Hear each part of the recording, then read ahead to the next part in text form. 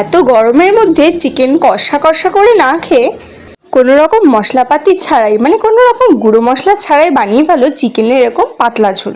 চিকেনগুলোকে প্রথমে ভালোভাবে ধুয়ে নুন, হলুদ আর টক দই দিয়ে ভালোভাবে ম্যারিনেট করে রেখে দেবো। এরপর একটা কড়াইতে পরিমাণ মতো তেল দিয়ে সামান্য নুন আর হলুদ দিয়ে আলুগুলোকে ভেজে নেব। চিকেন মাটন যাই হোক, বাঙালির আবার আলু ছাড়া চলে নাকি? তাই প্রথম কাজ আলুগুলোকে ভেজে নেওয়া, সেটাই করে নিলাম।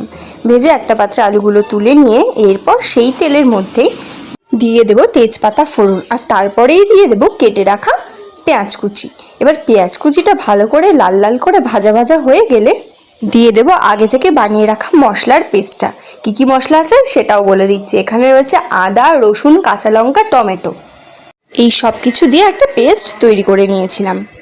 এই মশলাটা ভালো করে কষিয়ে নিয়ে এবার ম্যারিনেট করে রাখা চিকেনটা এর মধ্যে দিয়ে দেব। তারপর ভালো করে নাড়াচাড়া করে কষিয়ে নিতে হবে, অবশ্যই ঢাকা দিয়ে দিতে হবে। দেখো চিকেনটা খুব ভালোভাবে সেদ্ধ হয়ে গেছে।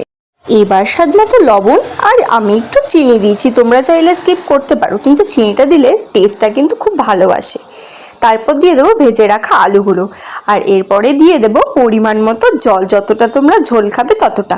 কোনো রকম মশলা ছাড়া এইভাবে একবার পাতলা চিকেনের ঝোল তোমরা করে দেখোই না, দারুণ লাগবে এই গরমে খেতে। এবার চিকেনটা ভালো মতো হয়ে গেলে ওপর থেকে একটু গরম মশলা ছড়িয়ে দিয়ে নামিয়ে সার্ভ করে দাও।